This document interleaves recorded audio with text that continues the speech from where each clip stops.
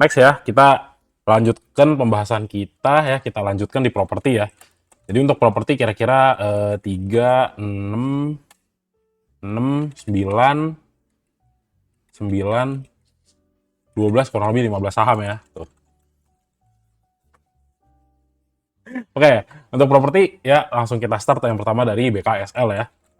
Nah nih, teman-teman yang di BKSL coba infokan Mas Emon, kalian punya di average berapa, kalian sangkut di berapa, infokan yang dari tadi BKSL ya teman-teman ya. Oke, ada nggak yang punya BKSL? Langsung teman-teman spill ya, Mas aku nyangkut di BKSL AVG sekian gitu ya. Oke, so untuk BKSL teman-teman simpelnya tuh gini. Kalau teman-teman ngeliat sebenarnya kenaikan harga tuh relatif udah tinggi dan belum ada yang namanya koreksi, ya jangan dikejar gitu ya. Tujuannya apa? Tujuannya supaya teman-teman terlepas dari sangkut gitu kan. Ya tapi kalau misalnya teman-teman beli tiba-tiba udah naik ya sudah gitu kan. Ya rezeki teman-teman gitu ya. Tapi ya idealnya adalah ketika teman-teman melihat sebuah saham rally dan rally-nya itu kayak garis nih ya. Nih, lihat ya. Ini kan kayak garis lurus kan ke atas kan. Nah, ini lebih baik teman-teman jangan beli di tengah-tengahnya. Kenapa? Karena kita kagak tahu di mana dia nekuk ke bawah. Ini untuk safety reason gitu ya, teman-teman ya. Supaya apa? Supaya teman-teman tahu, oh ya ini sudah naik, kalau bukan rezekiku nggak keuambil gitu ya. Oke? Nah, untuk BKSL, jadi kita sebenarnya yang namanya uptrend itu kita membutuhkan yang namanya koreksi ya. Simon sebutnya biasa koreksi sehat atau retracement gitu kan. Nah, jadi ketika yang namanya sebuah saham naik itu akan sangat bagus ketika dia create yang namanya higher low ya. Di bawah higher low, di sini higher low, sama di sini higher high gitu kan. Nah, nih, dua ya. Nah, jadi kita waktu dia naik, ini idealnya seperti ini. Nah, kalau saham lagi naik, teman-teman, ya kalau misalnya udah agak tinggi, jangan dibeli. Belinya kapan? Belinya ketika teman-teman sudah melihat yang namanya ada koreksi gitu ya. Nah, jadi teman-teman bisa beli ketika udah ngeliat koreksi. Nah, sama halnya dengan si BKSL ini nih. Ini kan sebenarnya dia naiknya tinggi gitu. Jadi, kapan Mas belinya? Tunggu aja dulu dia turun sedikit ya, agak banyak. Terus di sini teman-teman sudah lihat, Mas nyangkut di BKSL, semua orang nanyain BKSL di semua live gitu. Berarti waktunya teman-teman untuk beli. Jadi kalau udah nanyain BKSL dan pada nyangkut, disitulah teman-teman beli BKSL. Gitu ya. Karena ya di sini teman-teman tuh udah telat gitu. Karena waktu di idealnya sih kemarin belinya di 129, 122 sampai 130 lah let's say. Dan kan sebenarnya udah agak telat gitu ya. Nah, tapi nggak apa-apa, yang berlalu biarkan berlalu. Tapi teman-teman harus ingat juga, udah mau akhir tahun, jangan sampai sangkut. Mari kita memulai tahun 2026 dengan portofolio yang lebih baik gitu ya. Nah, oke, yang menarik di sini sebenarnya untuk pergerakan si BKSL yang harus teman-teman cermati adalah kenaikannya tuh nggak pernah dalam sebuah bentuk candle yang solid. Ya, dia selalu banyak yang namanya shadow nih. Tandanya apa? Tandanya setiap kenaikan yang terjadi pada BKSL selalu disertai dengan selling pressure yang kuat. Jadi harga itu nggak bisa closing solid, tapi selalu ada tekanan dari seller sehingga harganya nggak bisa naik tinggi gitu ya. Jadi kita butuh sebenarnya, kalau yang namanya saham itu naik, kita butuh candle-candle solid yang kayak gini nih. Jadi kalau dia naik tuh harusnya justru dia full nih. Dia harusnya full yang ngasih tahu pada kita bahwa secara price action yang namanya BKSL itu naiknya benar-benar full gitu kan. Nah, jadi nih contohnya kayak gini ya. Ini sebenarnya ngasih kita informasi bahwa oh ini nih waktu BKSL naik ya kan, sellernya jual, demand-nya dari si buyers itu banyak sehingga nggak dikasih sama sekali seller untuk neken harganya ke bawah. Dan ini yang kita suka. Jadi nggak terlepas dari candle-nya gede atau kecil, tapi kalau solid itu sebenarnya menandakan bahwa dari sisi buyers-nya itu kalau khususnya untuk harga naik berarti memang benar-benar diserap dengan maksimal. Nah, dari pergerakan harga yang berikutnya,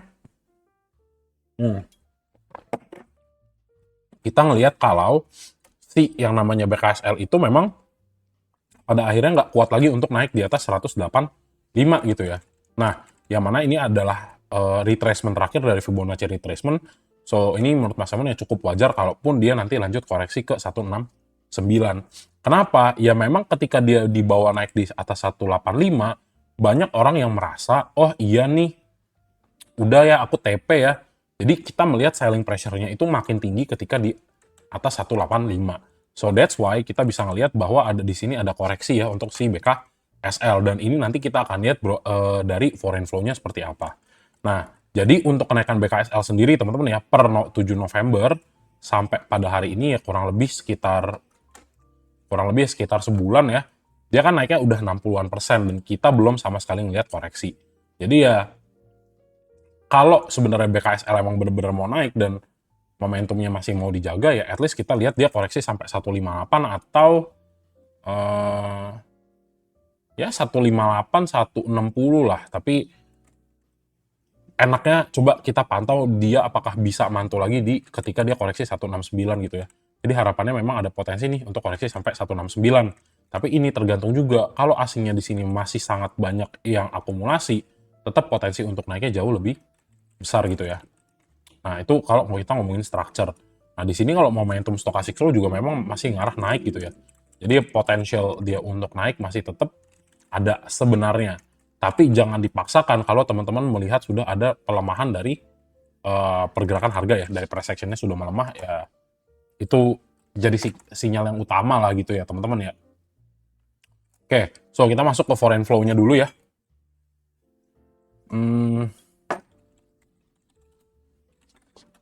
Nah, untuk BKSL, ini menarik banget ya. Menarik. Nah, jadi kita ngelihat bener-bener akumulasi. Nah, ini makanya jadi menarik pembahasannya. Kenapa? Karena terlepas dari sentimen yang ada, Mas Emon lebih ngelihat dalam tanda petik flow-nya gitu ya. Nah, jadi asing itu udah mulai masuk ya. Udah mulai gede masuknya itu sejak tanggal, ini ya, yang paling kita ngelihat dari tanggal 26. Oke, dari tanggal 26 kita ngelihat masuknya lumayan gede, terus tiba-tiba di tanggal 4-nya buang. Nah, ini kita harus nunggu dulu nih. Kenapa? Karena di sini buangannya relatif besar setelah harga di bawah naik 10% gitu kan. Jadi ya, apakah sebenarnya total asingnya masih akum? Ya, ini masih akum. Kalau teman-teman jumlahkan ya sejauh mata memandang dari tanggal 26 sampai tanggal 5. Nah, jadi apa? Jadi ya, sebenarnya tetap posisi potensi naik itu ada karena masih akumulasinya gede, tapi coba diperhatikan ketika buangan yang terjadi di sini ya, tanggal 4 ini masih asingnya buang gitu kan. Belum bisa ngambil kesimpulan yang jelas gitu kan, tapi ya ketika adanya mix begitu ya, sinyalnya jadi kayak sedikit goyang, ya lebih baik wait and see dulu untuk si BKSL gitu ya. Jadi kalau kita bingung, ya jangan dipaksain masuk. Kalau mau paksain masuk, titip sendalnya di situ ya. Nah, jadi kita lihat BKSL, yang menarik adalah dari tanggal 1 sampai tanggal 5, kita lihat ada AK dan BK masuk. Nah, tapinya apa Mas gitu kan ya. Kita lihat ada di sini XL nyempil ya. Coba nih. Dia masuk dari tanggal 26. Kita coba cek dari tanggal 26 teman-teman ya.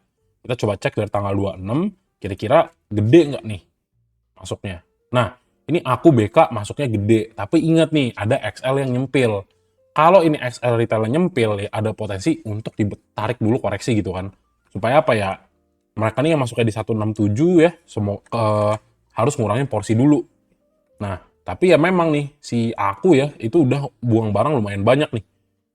Jadi yang paling punya banyak barang di BKSL si aku sama ZP, PD, BB sama DR yang kemudian buang banyak di BKSL dari tanggal 26 sampai tanggal 5. Nah, ini perhatikan nih top 3-nya udah ada retail gitu. Jadi ya teman-teman lebih baik wait and see dulu ya, ketika kita ngelihat dalam beberapa hari kemudian jumlah asingnya jumlah daripada si retailnya udah masuk ke posisi sell ya, di sini baru mungkin lebih enak entry lagi di BKSL. Nah, tapi buat teman-teman yang udah dapat dari di bawah harga 150-an, let's say ya udah silakan teman-teman hold aja.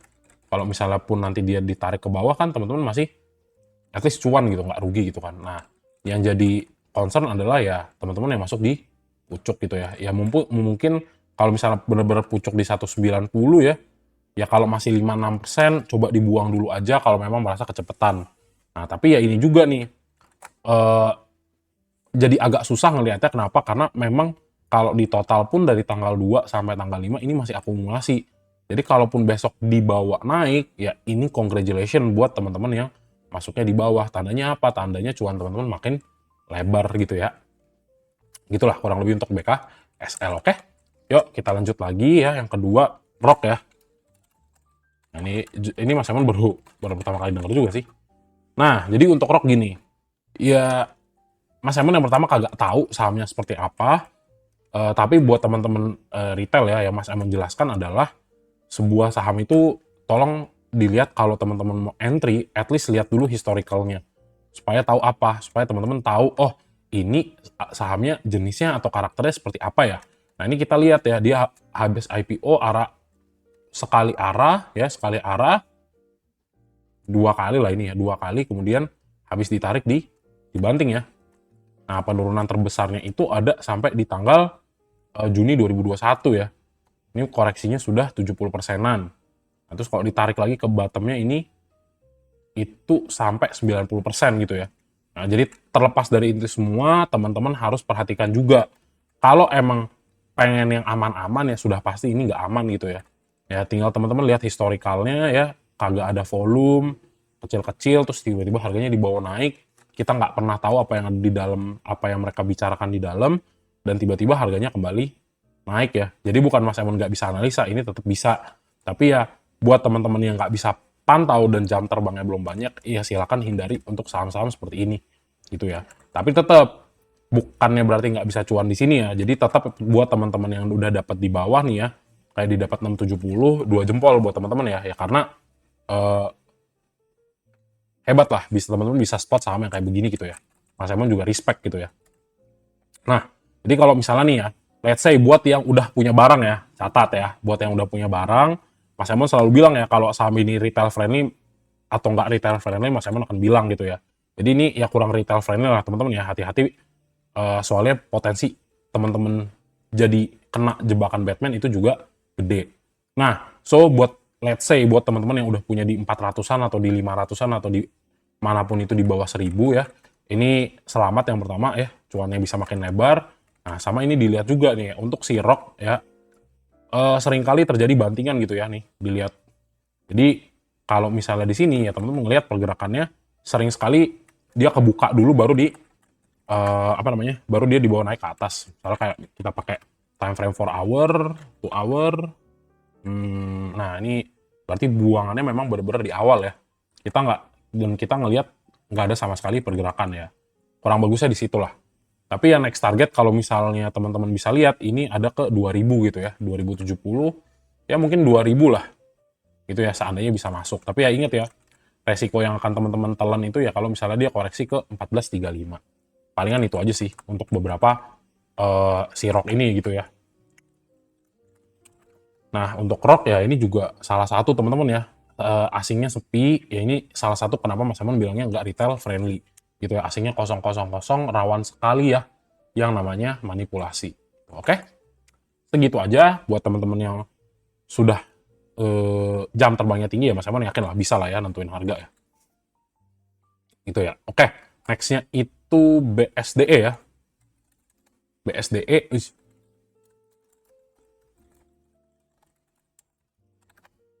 nah, untuk BSD, nah ini juga salah satu yang menarik gitu ya. Kayak kita ngelihat dari topnya udah mulai turun sekitar 20%-an dan ini juga di bawahnya lama ya dari 1 September ya. Nah, untuk BSDE teman-teman, nah ini kita perlu pastikan nih, apakah di area ini ada akumulasi atau enggak. Kalau misalnya di sini kagak ada akumulasi, ya udah lebih baik wait and see dulu nih. Waktu dia bawa turun sampai 925. Sebenarnya ya kalau misalnya 925-nya ini ke breakdown ke bawah gitu ya. Nah, ini sebenarnya Mas Emon lebih memilih lah untuk masuk di area 800-an gitu ya, instead of 900-an. Nah, tapi ya ini tadi ya, kalau misalnya kita ngomongin struktur pergerakan harga yang terbentuk di BSDE, yang harus diperhatikan apa? Yang harus diperhatikan ini ya, teman-teman ya. Di sini kita mulai ngelihat ada demand yang masuk. Jadi ya kalau misalnya kita bikin satu area apa namanya support minor lah ya, level support minor di 935 ya ini sah-sah aja ya. Kenapa ya? Karena kita ngelihat ketika harga BSDE itu turun dari 950, teman-teman melihat di sini ada demand lagi nih yang masuk nih. Buyersnya masuk lagi di sini. Nah, ini yang perlu kita analisa lebih dalam gitu ya. Dalam artian, ya apakah nih beneran nih dari 21 November sampai di sini ya kita ngelihat apakah bener-bener di sini ada asing yang masuk atau lagi akumulasi atau retailnya udah pada buang. Ini yang perlu kita harus tahu gitu ya. Kenapa ya? Karena kalau kita ngomongin sektor properti, ya ini akan sangat diuntungkan sih teman-teman ya. Jika beneran ada apalagi satu kali lagi ya Bank Indonesia nurunin suku bunga. Mas Emon nggak update ke sono, tapi ya yang ku tahu ya, ini kayaknya Federal Reserve satu kali lagi akan melakukan yang namanya cut rate gitu ya. Kalau cut rate ya most likely ya harusnya BI juga antara cut rate atau dia justru suku bunganya tetap.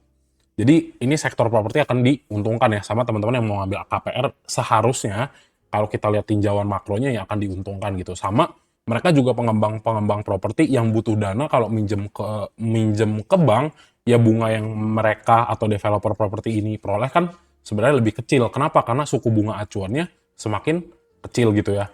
Jadi ya I think kita bisa ngelihat juga adanya potensi ya untuk yang namanya sektor properti itu kembali bersemi lagi ya untuk di tahun 2026 dengan kita bilangnya suku bunga murah gitu ya. Nah, jadi sedikit tipping di situ ya di BSDE. Kita coba cek asingnya dulu nih. Nah, damn. Ah, ini bagus ya teman-teman ya. Nah, ini yang salah satunya Mas Emon suka gitu ya. Kenapa? Karena kita nggak sendirian gitu belinya. Coba bandingkan sama Siro. Nah, ini yang salah satu nggak Mas Emon suka nih ya. Gini, kagak ada asingnya sama sekali beli gitu kan.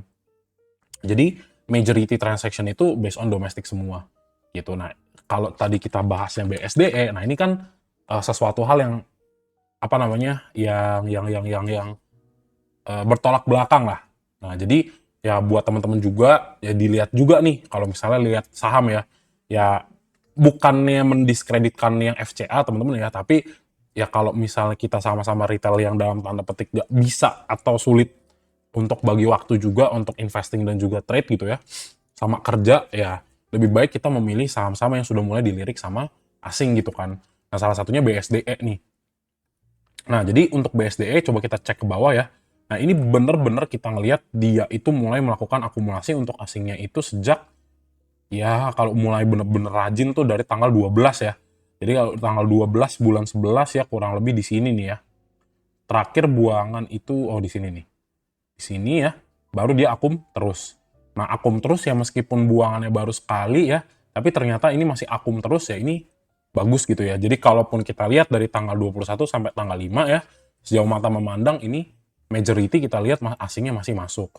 Nah, tadi yang kita lihat dari tanggal 21 ya, 21 atau dari 18 November. Nah, kita coba lihat dulu ya, per tanggal 1 Desember ada nggak ketua-ketua kita di BSDE ya.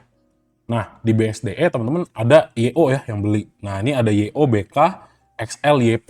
Kayak ini 5 harian ya. YO, BK, XL, YP sama XC. Jadi lengkap ya. Tapi kita yang harus jadi perhatian kita adalah YO dan BK.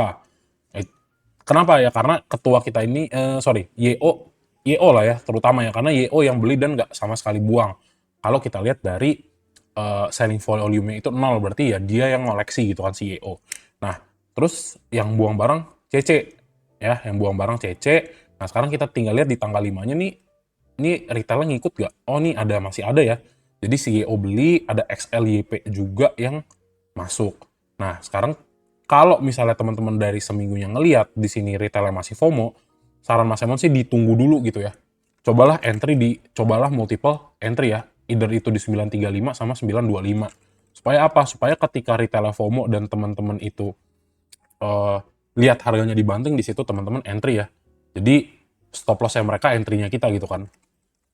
Nah, jadi yang teman-teman ngikutin live ini kan sebenarnya udah tahu, oke ini akumulasi nih. Sekarang tinggal kita perpanjang aja. Kalau misalnya tolak ukurnya kurang lebih sebulan terakhir, siapa sih yang kira-kira pegang BSDE gitu kan ya. Nah, kalau misalnya di sini kita ngeliat tadi tanggal ya 17 mungkin ya. Dari berapa nih? Asingnya 21, 19, 18 ya. 19, 18. Nah, di sini kita bisa lihat apa nih? Kita bisa lihat siapa yang pengkoleksi ya, pengkoleksi BSDE ternyata ada YO nih. Berarti bandarnya nih kita bisa lihat YO. Tapi ya selama sebulan terakhir ya kita ngelihat juga ya yang namanya XL itu masuknya lumayan banyak ya, XL, YP, sama, nah ini XC-nya kagak ada, BK juga sebenarnya teman-teman udah lihat buang barang, jadi sebenarnya dilihat dulu nih, ini memang ada potensi mau ngurangin penumpang-penumpang gelapnya atau memang dia tetap mau ditarik harganya naik gitu kan. Kenapa? Karena ya majority kita ngelihat di sini posisi akumulasi daripada asing ya. Yang menurutku asingnya ini kayaknya sih si YO ya. YO ini apa ya? Amantara ya. Ini bisa teman-teman lihat ya. Banyak ya akumnya ya, tapi kecil lah, cuma 3M ya.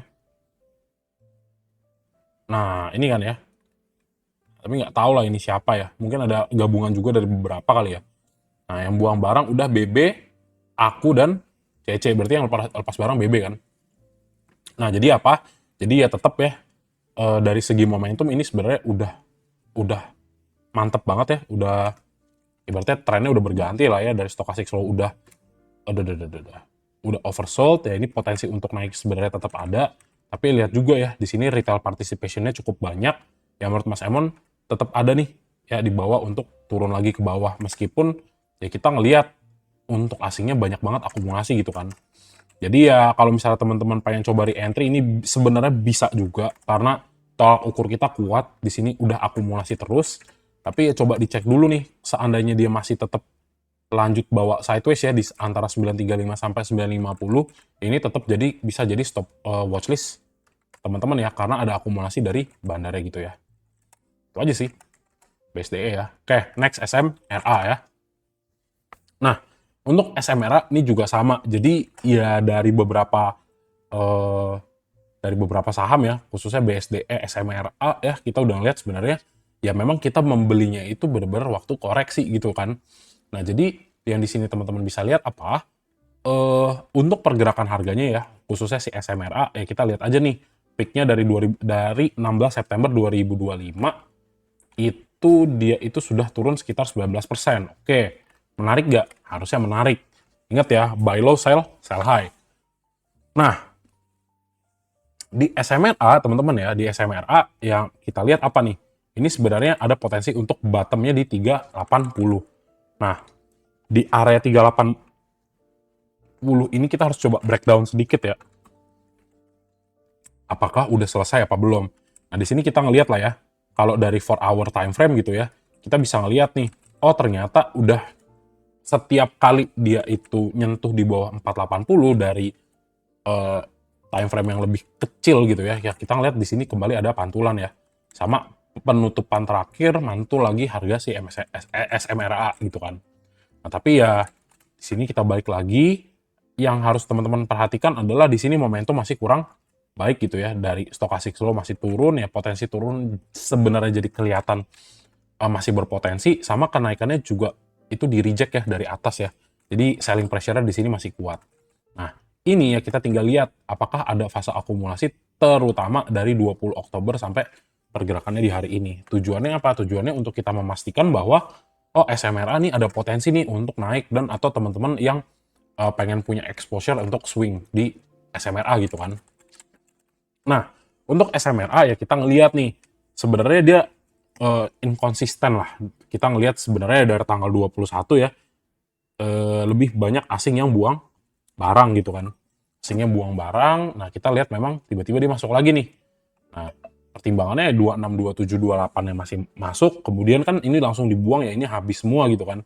Nah, ini dilihat nih, di hari Senin, Selasa, Rabu ya, di minggu depan khususnya, ini masih di akum atau enggak.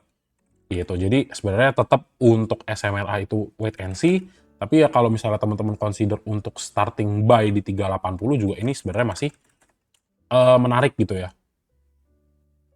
Ya kan? Satu turun. Nah, nanti ya yang harus diperhatikan apa? Kalau misalnya hari Senin teman-teman lihat dia itu close ya di bawah 380 ya, ini ditunggu dulu nih.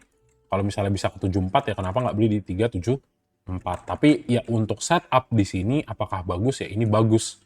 Karena forming double bottom formation gitu kan. Ini sebenarnya menarik sih nunggu sampai 374 ya. Tapi nggak tahu dikasih atau nggak ya. Nah, ini ada area yang belum kejemput nih di sini nih. Gitu. Tapi ya at least 380 ya, dipegang dulu ya teman-teman ya.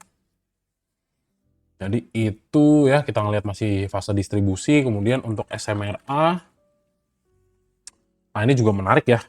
Dari tanggal 18 sampai tanggal 25 kita lihat yang punya barang paling banyak AZ dan AZ. Oke, menarik. Tanggal 1 sampai tanggal 5, AZ sama XL ya.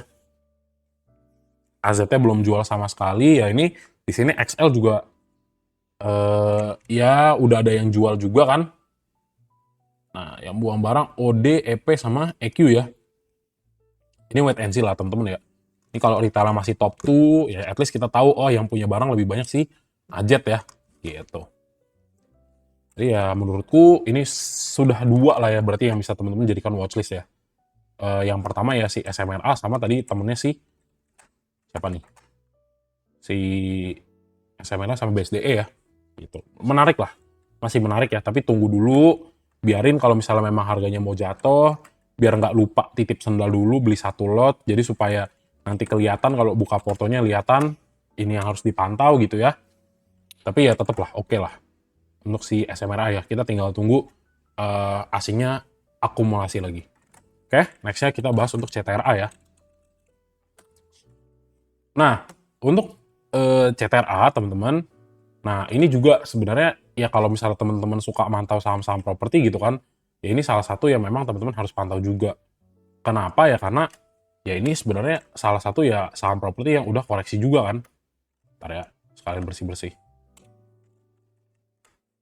Nah, ini ya kalau misalnya teman-teman lihat untuk pergerakan harganya pergerakan harganya tuh dari 1100 ya. Ini kan jatuhnya udah lumayan ya.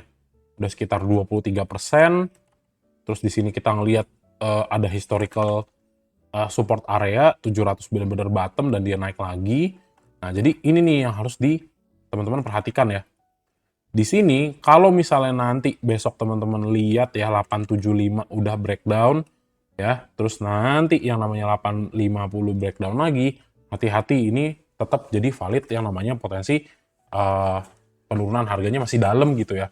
Gitu. Jadi untuk si CTRA kalau misalnya dari segi teknikal tunggu dulu gitu ya, karena di sini signalingnya penurunan gitu ya. Kalau misalnya teman-teman lihat ya based on structure-nya ya di sini ya ini akan kelihatan nih kalau kita pakai line chart gitu kan. Nah, ya ini jangan dilawan nih. Kan ini masih turun. Nah, ini tergantung nih. Habis itu di sini ya tergantung kalau dari price action-nya ya. Dia kalau masih bisa stay at least di 850 beberapa kali dicoba dan di sini ya posisi di sini kita ngelihat ada akumulasi dari asing. Ya, ini enak banget nih. Ini good setup ya buat teman-teman re-entry untuk swing. Kenapa ya? Karena ya udah termasuk oversold lah di sini ya. Sama ya karena kita bingung juga untuk nentuin bottom. Ya kalau misalnya based on dunia per moving average-an, ini dia masih stay lah di bawah MA 100 gitu ya. Jadi menurutku tetap ditunggu dulu, tapi tetap every confirmation-nya kita coba cek dari flow ya. Nah, jadi di sini kita cek untuk si CTRA. Nah, jadi untuk CTRA itu kita ngeliat juga masih relatif buangan lah ya. Jadi kalau sejauh mata memandang dari sini ya, coba tambah-tambahin nih 4 mati sama 4, 2,9, ya masih distribusi lah teman-teman ya. Tapi ya semenjak tanggal 1 ya mungkin kita ngelihatnya kalau kita bagi-bagi perspektif ya dari tanggal 21 sampai tanggal 5 ya ini kecenderungannya lebih banyak yang jual gitu kan. Nah, tapi ya kalau misalnya teman-teman lihat lagi ya kalau misalnya per tanggal 1 sampai tanggal 5 gitu kan, per bulan Desember ini kita udah lihat adalah asing yang inflow gitu kan. Nah, kita lihat untuk yang broker transaction dari si CTRA di sini ya. Nah, ternyata 1 sampai 5 yang menarik yang masuk ada Bebek, CP, Kajet, KK, dan ZP ya. Dan jumlahnya sebenarnya ya menarik ya, sama-sama 16.000 ya. Gitu, ini yang harus jadi kita pantau ya. Yang dagang siapa nih? Oh, yang dagang si bandar-bandarnya ya. Di sini kagak ada retailnya, jumlahnya kecil.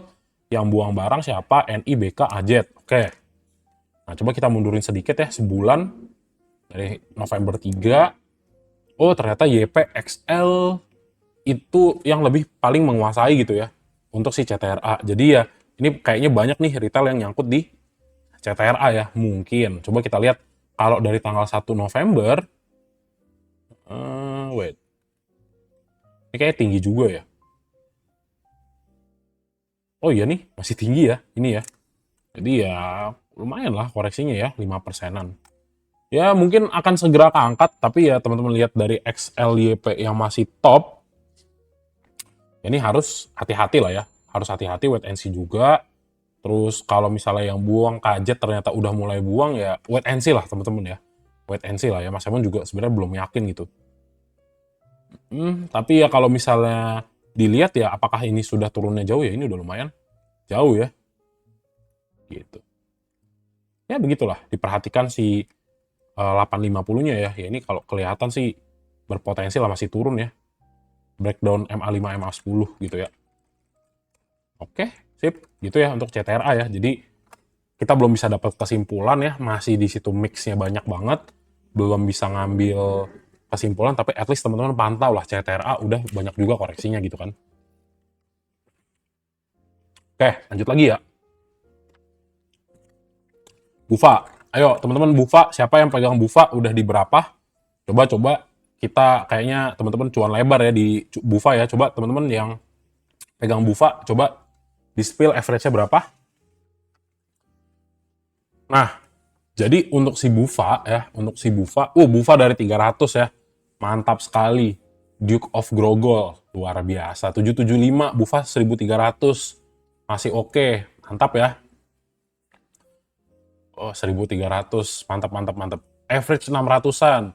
Mantap ya, udah bagger ya. Berarti ya, wah itu dari 300 multi bagger ya. Ada yang 800, 600, nice teman-teman ya. Luar biasa ya. Ada yang di 800, oke. So, untuk Bufa ya, tetap ya, Mas Emon untuk Bufa tetap pro buat teman-teman yang sudah pegang di bawah. Jadi kalau misalnya udah di atas, apakah masuk? Silahkan teman-teman cek di kolom komentar ya. Ada yang masuk dari 300 deh ya, dari 300 tuh. Nih dari 300 cuannya langsung ya, udah 400%. Jadi buat teman-teman yang mau FOMO, silahkan coba masuk satu lot aja ya, titip sendal. Kenapa? Karena kalau teman-teman masuk banyak di Bufa ya teman-teman lihat ya tadi ya.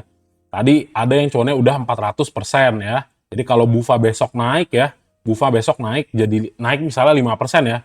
Tuh tadi yang di kolom komentar udah ada yang naik udah 405% dan teman-teman besok baru masuk baru cuan 5% gitu ya. Nah, ini lihat ya. Nah, ada yang masuk Bufa di udah 405% ya cuannya dan teman-teman baru 5% gitu ya. Jadi jangan FOMO. Biarkanlah mereka yang sudah beli dari awal dapat rezekinya masing-masing gitu teman-teman ya. Gitu. Jadi tetap ya teman-teman yang punya di Bufa, congratulations ya yang sudah dapat momentumnya luar biasa, di hold terus ya. Kenapa ya? Karena kalau misalnya sampai akhir tahun dia masih rally, ya mau suspend dah tuh sana. Yang penting kita punya portofolio tahun barunya full senyum ya teman-teman ya. Itu yang paling penting. Tapi ya kalau misalnya mau TP ya, misalnya udah panik, Mas, aduh, kagak bisa tidur ya. Cuannya kebanyakan ya, udah silakan TP setengah. Atau ya teman-teman bisa keluarkan modalnya aja gitu ya. Misalnya belinya 1000 lot gitu kan. Mas, sekarang udah jadi sekian ya, udah coba TP dulu, nggak 1000 lot ya. Coba TP dulu sesuai dengan nominal ya, nominalnya ya. Nominalnya yang teman-teman masukin di Bufa gitu. Kenapa? Biar balik modal kan lebih tenang gitu kan. Ya udah deh, cuannya biarin lari aja gitu ya. Jadi 2 jempol buat teman-teman yang udah punya di Bufa. Untuk next pergerakan harganya ya karena ini memang rally-nya super kuat ya, aku nggak tahu juga kenapa. Ya next targetnya ke 3618 gitu ya. Ini next terakhir lah ya di Fibo 3618. Masih ada potensi naik, ini juga masih ada. Tapi ya saran Mas Emon buat teman-teman yang mau coba ya ikut hype-nya, silakan titip saja sendalnya supaya teman-teman bisa rasakan exposure-nya tapi tanpa takut yang namanya ini ya tapi tanpa namanya khawatir nyangkut berlebihan gitu kan. Gitu ya. Jadi nggak masalah teman-teman ya. Yang punya di Bufa silakan di hold. Sekarang kita lihat untuk broker transaction-nya dan foreign flow-nya. Di Bufa,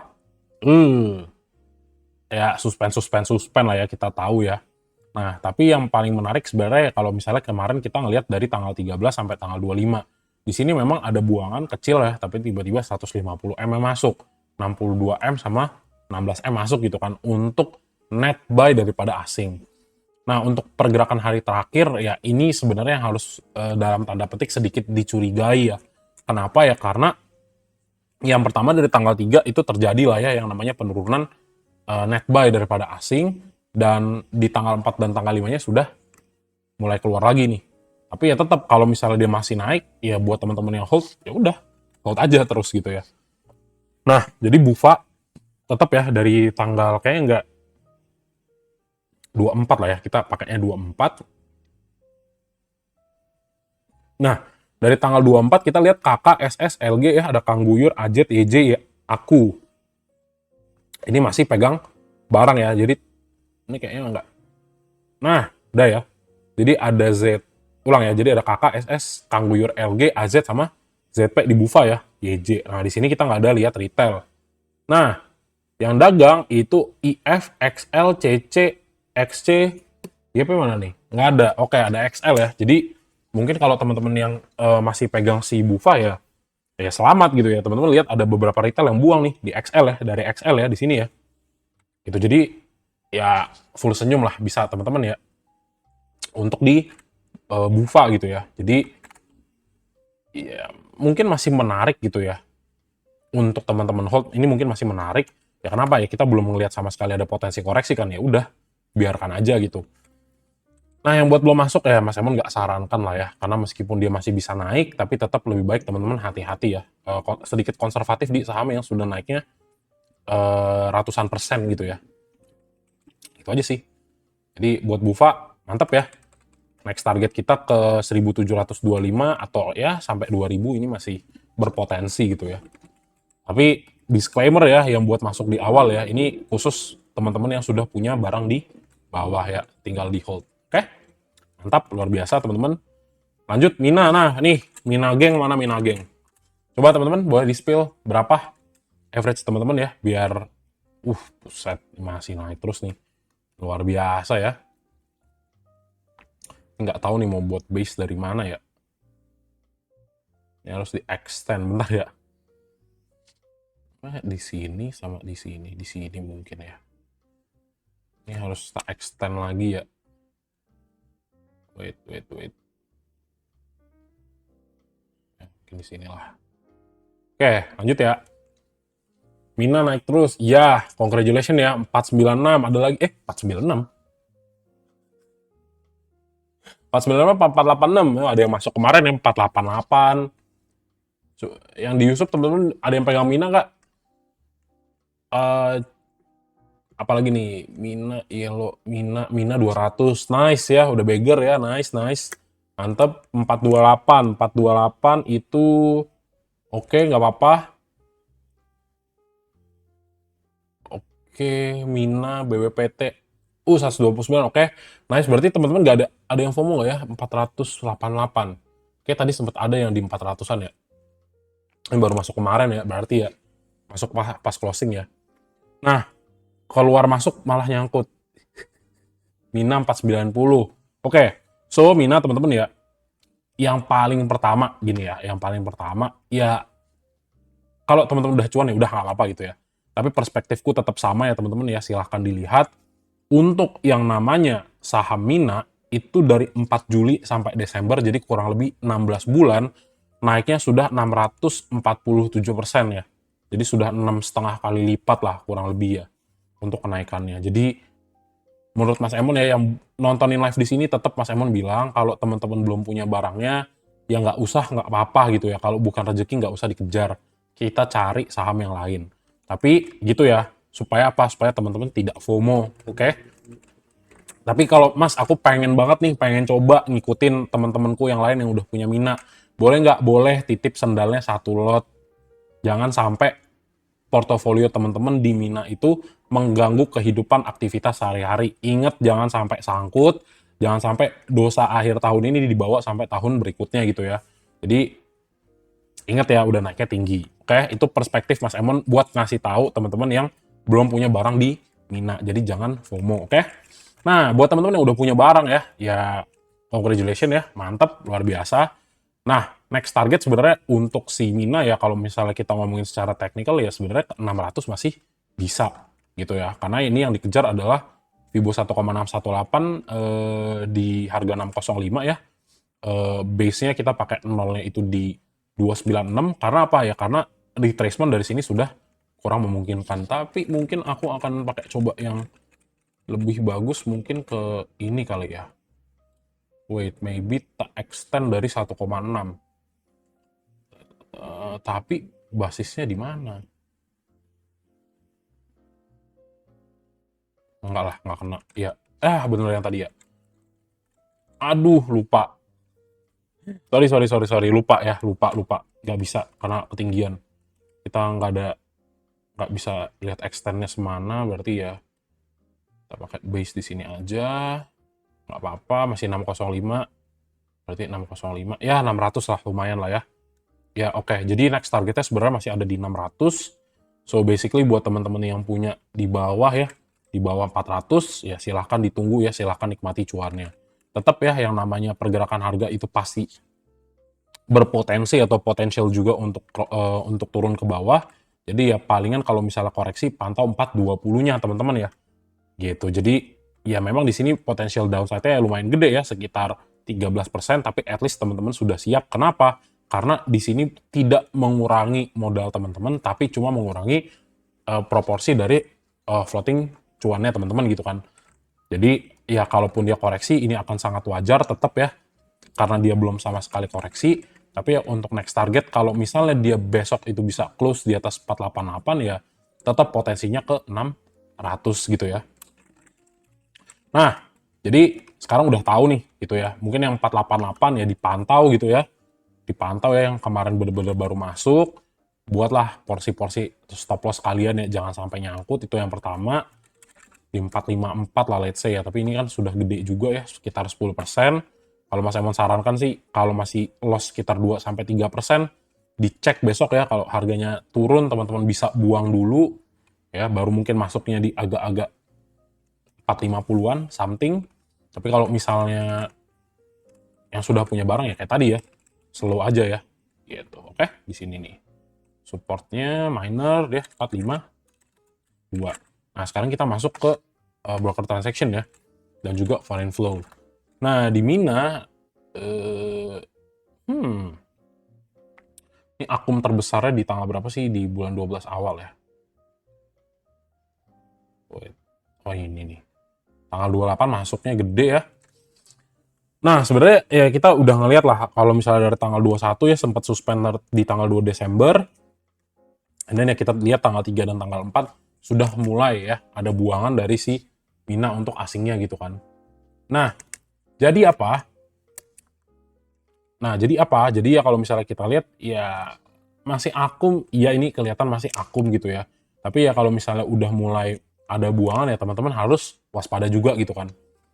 Nah, untuk Mina ya kita coba cek ya untuk pergerakan dari ya 2 minggu terakhir ya. Ternyata yang punya barang paling banyak siapa? Ada SS dan Kang Guyur MG ya. Jumlahnya juga gede. Terus baru berikutnya ada XL, ada YU. Nah, di sini ada ketua BK ya.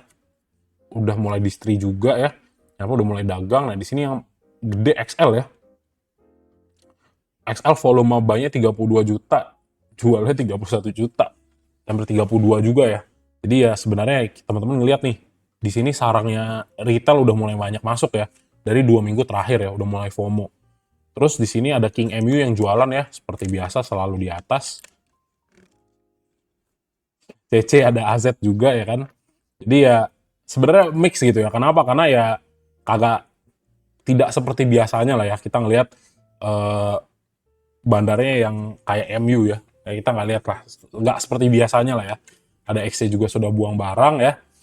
Jadi ya sebenarnya yang perlu diperhatikan si XL-nya ini ya. Kalau misalnya retailnya udah mulai banyak FOMO ya teman-teman harus hati-hati gitu kan. Tapi ya terlepas daripada itu, ya makanya karena di sini sebenarnya di beberapa hari ini cukup membingungkan ya, meskipun kita tahu udah akumulasi, ya harus hati-hati gitu kan. Harus hati-hati lah, apalagi biasa ya kalau teman-teman tahu kan gimana kalau Kang Guyur MG yang di atas gitu ya. Rawan sekali yang namanya guyuran gitu ya. Itulah kenapa Mas Emon selalu kalau udah punya hold dari barang tinggi itu jauh lebih aman gitu ya teman-teman ya. Jadi ya kurang lebih seperti itu ya untuk Mina. Jadi yang belum masuk ya jangan dikejar. Kalau pengen FOMO masuklah tipis ya, satu lot atau titip sendalnya gitu ya. Oke, lanjut ya, Mina, Pewon ya nextnya ya. Nah ini Pewon nih, coba ada yang di Pewon nggak? Nah ini Pewon ya ini sangat disayangkan ya, dapat satu momentum gede ya, candle-nya bagus, nggak nyatanya justru malah distribusi nih, gitu gitu ya. Ya sulit juga lah menebak-nebak seperti ini ya, gitu ya. Tapi ya memang ini Kalau dia masih turun kayak gini ya, spike ya, terus stochastic flow-nya turun, ya ini lebih baik ditunggu dulu gitu teman-teman ya. Jadi untuk Pewon ya ada potensi untuk ke 348 ya, tapi tetap kita lihat apakah di sini ada yang namanya asing akumulasi lagi apa enggak gitu kan. Nah, jadi kalau misalnya kita lihat untuk si Pewon ya.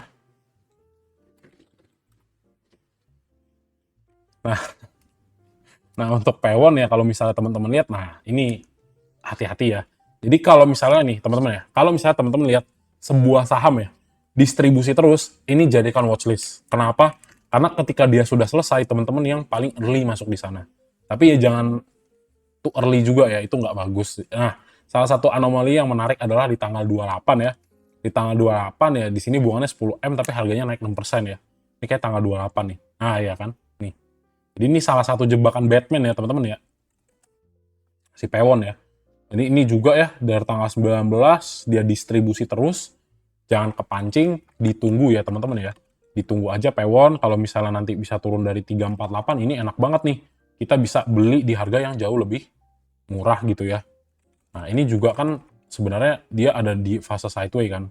Nah, sebenarnya sideway harapannya apa? Harapannya disinilah terjadi yang namanya akumulasi daripada asingnya. Tapi kalau kita tidak melihat harganya di sini tidak akumulasi, yang ditunjukkan dari banyakan buangan si ini ya, asingnya ya ini jangan masuk.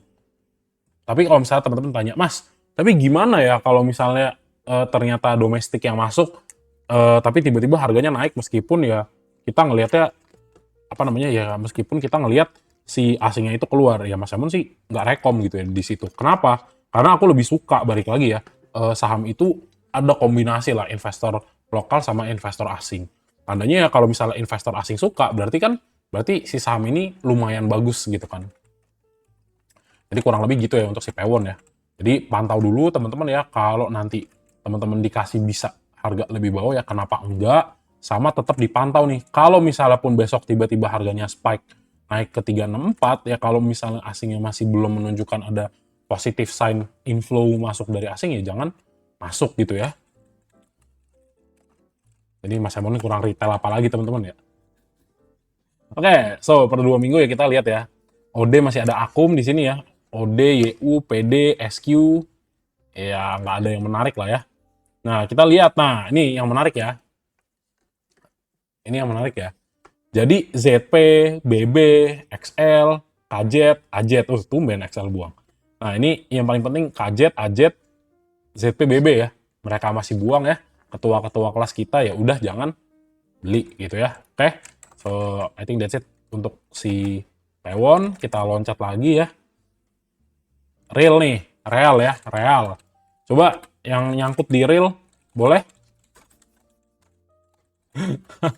Duh, reak lagi tulisnya. Real. Oke. Nah, untuk real ada yang nyangkut nggak? Oh, set, hadir. Nah, kita lihat foreign flow-nya dulu ya untuk real ya. Nah, sebenarnya gini teman-teman ya, Mas Emon agak-agak selalu bilang kalau misalnya harga saham di bawah 100 ya, kalau teman-teman maunya main aman dan mengecilkan risiko, silahkan apapun yang orang ngomong kalau real sahamnya masih di bawah 100, silahkan tinggalkan. Kenapa? Ya di sini Mas Emon mau ngasih tahu teman-teman bahwa kalau harga sahamnya semakin kecil, itu market capitalization-nya juga biasanya kecil. Dan kalau kecil, rawan ya teman-teman ya buat digoreng-goreng gitu kan. Dan ya ini juga dilihat nih, asingnya juga masuknya kecil gitu ya. Jadi kalau misalnya teman-teman lihat nih ya yang mungkin ketinggalan ya di YouTube-nya kita nih, biasa Mas Emon di sini bahasnya bener-bener yang bagus-bagus. Kalaupun keselip saham-saham yang agak semi-semi gorengan, Mas Emon akan tetap bilang.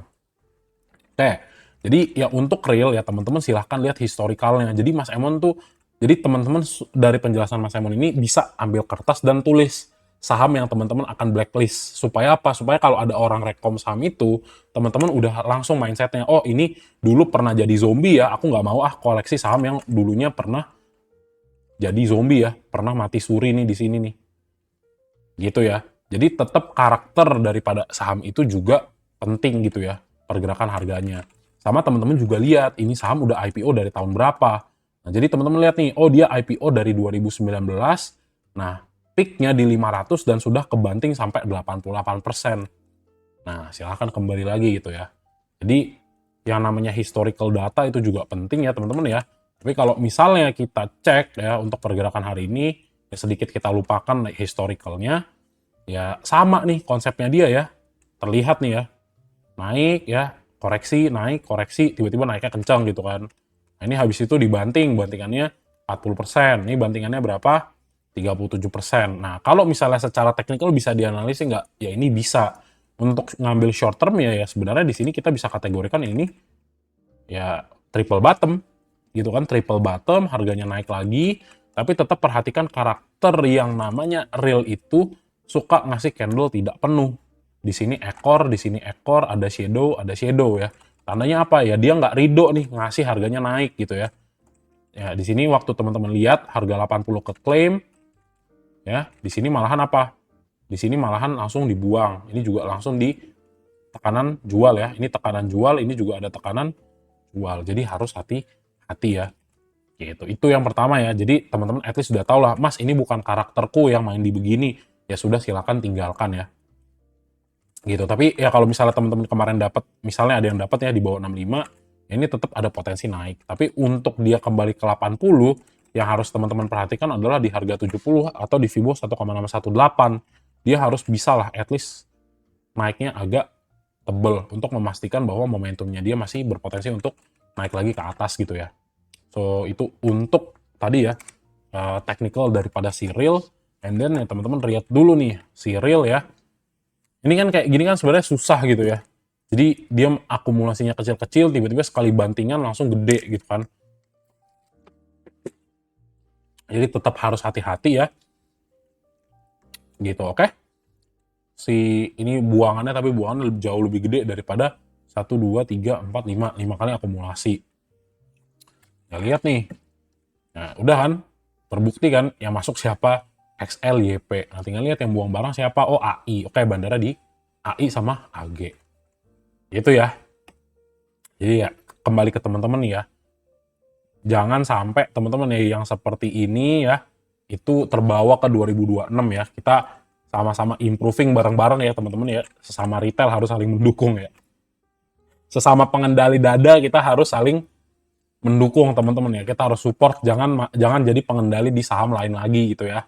Oke, kurang lebih gitu ya untuk serial ya. Nah, lanjut pada long list berikutnya teman-teman di APLN. Nah, ini juga sebenarnya APLN ya bagaimana gitu ya. APLN. Nah, untuk APLN teman-teman yang harus dilihat ya, ini kayak biasa ya. Jadi kayak sahamnya tuh naiknya lemot banget ya. Mendingan pilih yang lain sebenarnya gitu ya. Tapi ya nggak apa-apa ya. Nah, ini sebenarnya dia waktu itu naiknya lumayan tinggi juga ya, sampai ke 106, 106-nya claim, ya kan? Potensi naik lagi ke atas. Nah, yang harus teman-teman hati-hati di sini apa nih? Kalau ini 106-nya jebol, nah ini ceritanya udah beda ya. Kalau 106 ini jebol ya. Jadi apa? Jadi ya yang pertama ya harus hati-hati juga lah teman-teman ya, karena si APLN ini kan baru aja breakout nih. Ya kan, baru aja breakout dari posisi 106. Oops. Nah, ini ya. Nah, ini kalau dia turun lagi ke bawah, ya ini sama aja bohong nih. Ini ada potensi koreksi lagi sampai arah 97 gitu kan. Nah, tapi ya kita yang harus paling kita perhatikan adalah di posisi ini, bentar. Di posisi ini ada akumulasi atau enggak gitu kan. Kalau di sini ada akumulasi, ya maka potensi dia untuk naik tetap ada. Gitu ya. Sama dengan catatan ya, kalau bisa ya dia tetap tahan nih 106, di hari besok dia tetap close-nya itu posisi di atas 106 kalau dia emang mau naik lagi ke atas gitu ya.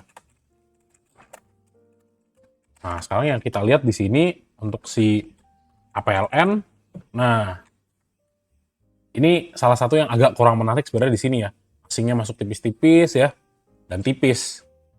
Nah, udah ngeliat dari sini sebenarnya udah nggak menarik gitu ya. Jadi buat teman-teman carilah saham-saham yang asingnya masuk terus, jumlahnya juga makin gede. Kenapa ya? Berarti teman-teman lihat di situ fase akumulasinya kuat dan juga apa? Potensi untuk naiknya semakin tinggi gitu ya. Oke, so untuk broker transaction nggak usah lah ya, karena seperti ini sahamnya, oke?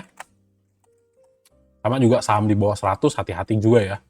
Nah, nextnya CBDK ya. Free floatnya kecil. Oke. Untuk CBDK, teman-teman ada yang punya di CBDK nggak? Ini hampir menyentuh target ya. 10.000 ya. 9.000 udah kempes ya teman-teman ya. 9.700 kempes ya CBDK ya. Aku di 600 CBDK. 6.000 ya. 5.900. Mantap ya. Bentar lagi beggar ya. Wis, masih hold.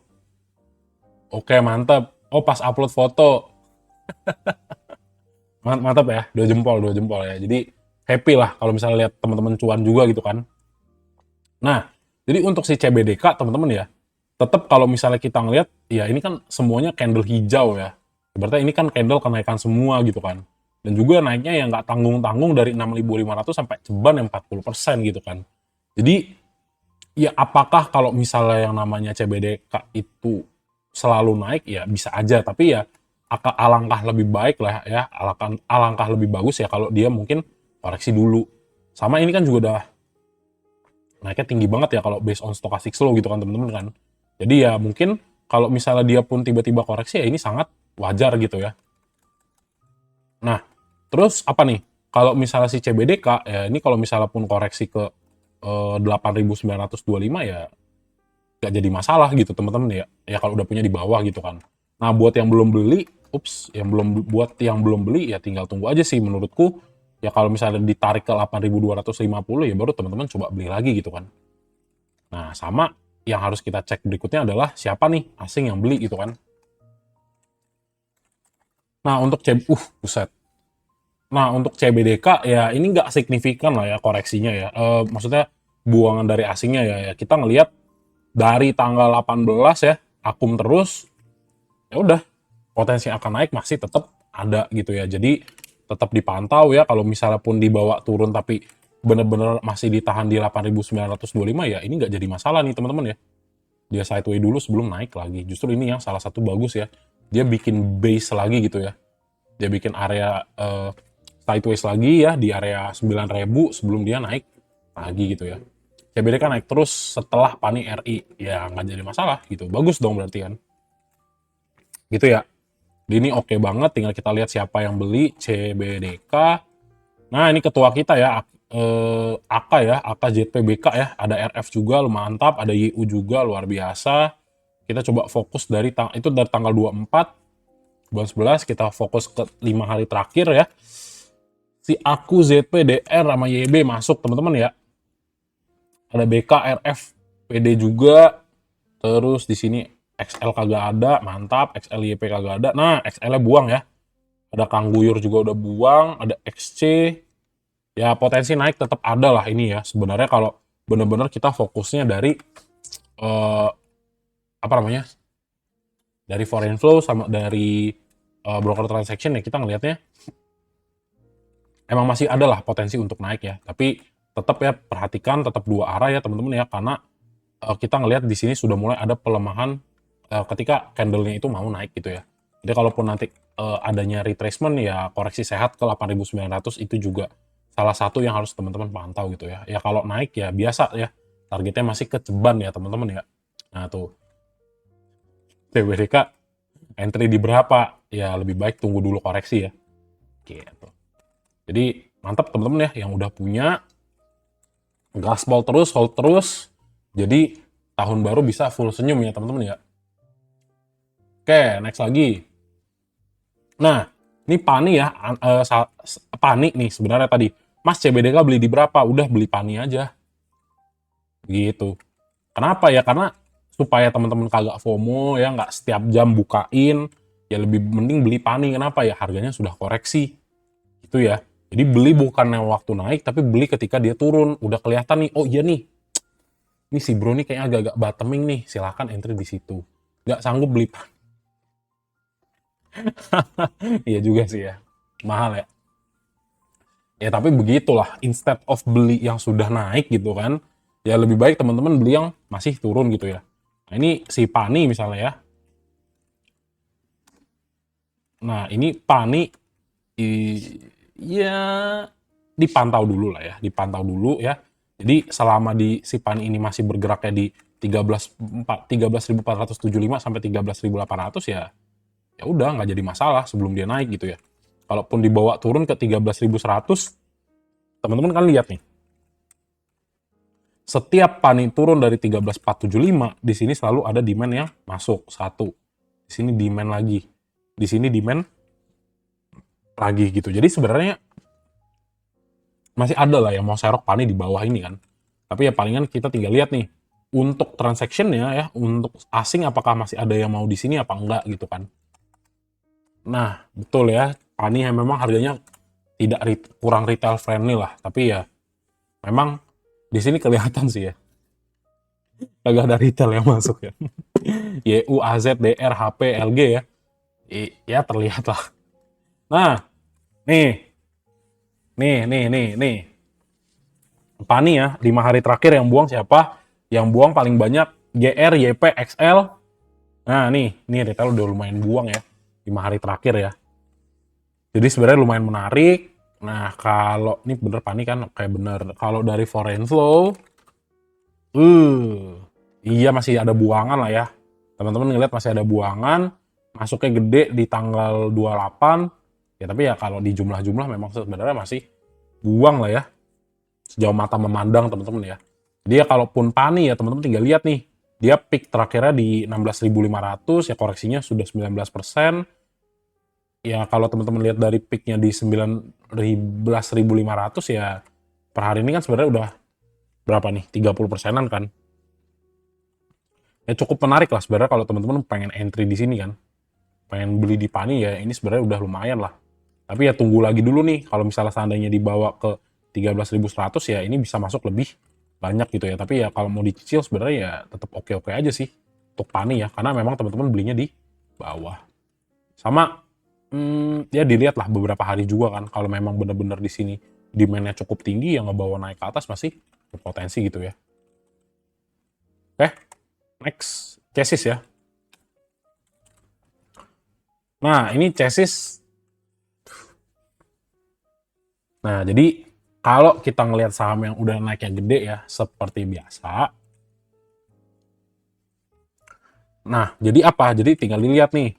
Oke, dari Juli ya naiknya udah ratusan persen ya, 600-an persen. Terus ya dia pernah punya historical jadi zombie ya, jadi zombie. Itu ya, dan harga terbawahnya itu di 20. Gitu ya. Oke, teman-teman sudah tahu karakternya nih, dan dia tiba-tiba naiknya impulsif gitu ya. Jadi kenapa Mas Emon bilang gini, supaya teman-teman tahu gitu ya, ini saya mau FOMO apa kagak gitu, karena udah tak kasih tahu gitu ya. Gitu. Jadi kalaupun dapat cuan ya bagus, tapi jangan sampai nyangkut. Itu aja saran Mas Emon ya. Nah, untuk pergerakannya ya setelah dia lumayan lah ya, naiknya tinggi ya. Berapa nih? Ya 100%-an dalam kurang lebih ya berapa tuh? 2 minggu. Ini sebenarnya kalau teman-teman ngelihat momentum ya potensi naik ini tetap ada. Tapi ya ini nih, di sini ya. Nah, ini ada potensi untuk turun lagi sebetulnya. Tapi kalau teman-teman mau manfaatkan momentumnya untuk day trade ya apakah bisa? Ya ini sebenarnya tetap bisa gitu ya. Kenapa?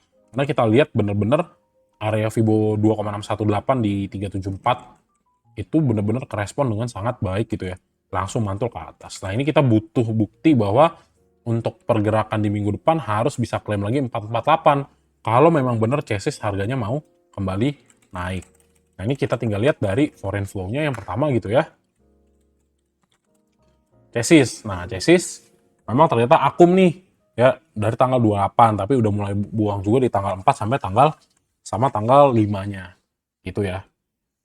Ini kalau nggak yakin sih sebenarnya jangan masuk sih di chassis sih. Sebenarnya ya kalau misalnya secara technical memang koreksi 25% di sini sudah termasuk kategori koreksi sehat, ya sebenarnya kalau teman-teman pengen coba untuk cek apakah dia bisa naik, ya silahkan aja entry gitu ya. Tapi tetap ada dua pergerakan harga, kalau nggak naik turun ya. Kalau misalnya turun ya teman-teman jaga nih, jangan sampai harganya dibawa ke ya at least 400 pas CL lah, stop loss ya, di cut ya lossnya. Kenapa ya? Karena ya dari sini sebenarnya meskipun momentum bilang naik, tapi ini ada kecurigaan lah ya. Kenapa? Karena dia di sini lemah banget nih. Untuk ngambil harga 428 aja dia nggak mampu gitu ya. Nih. buat ngambil resisten di 428 aja dia nggak bisa ya, reject lagi harganya. Itu sih sebenarnya concern Mas Emon nih gitu ya. Gitu. Tapi kalau misalnya dilihat dari structure ya masih uptrend, apakah bisa naik ya ini tetap bisa. Tapi itu tadi ya, jaga antisipasi kalau turun ke 402 itu ya. Oke, Pak ini chassis true ya. Nah ini saham yang ditanya yang begini-begini semua ya teman-teman ya. Nah untuk true ya, ARA, kalau teman-teman tanya Mas Emon kalau lihat saham ARA akan beli nggak? Tentu tidak gitu. Kenapa ya? Karena ini udah bukan rezekiku gitu ya. Udah ada orang yang cuan di sini banyak ya. Ya Mas Emon akan cari tempat yang lain gitu ya. Kalau menurut Mas Emon ya, teman-teman waktu beli di bawah dapat ARA ya, ARA adalah bonus gitu kan. Kenapa ya? Jangan berharap lah sama-sama saham ARA. Kenapa? Karena ya kebanyakan saham-saham ARA itu ya pampedak ya teman-teman ya. Harganya langsung dibanting lagi gitu ya. Jadi tergantung nih teman-teman emang suka ARA hunter ya silahkan. Tapi kalau Mas Emon sih sebenarnya sebagai retail lebih suka saham-saham yang enak lah untuk di tradingkan atau di swing gitu ya. Tapi kalau teman-teman cuan di sini ya nggak jadi masalah ya, 2 jempol juga mantep. Nah untuk next target daripada true itu ke 250, tapi ini tergantung juga ya isi candlenya ini siapa yang transaksi. Kalau seandainya gagal ya dia turun, ya perhatikan 204 sebagai area resistennya gitu ya. Sebagai area supportnya, sorry. Oke, so next kita coba lihat untuk yang namanya foreign flow di true ya.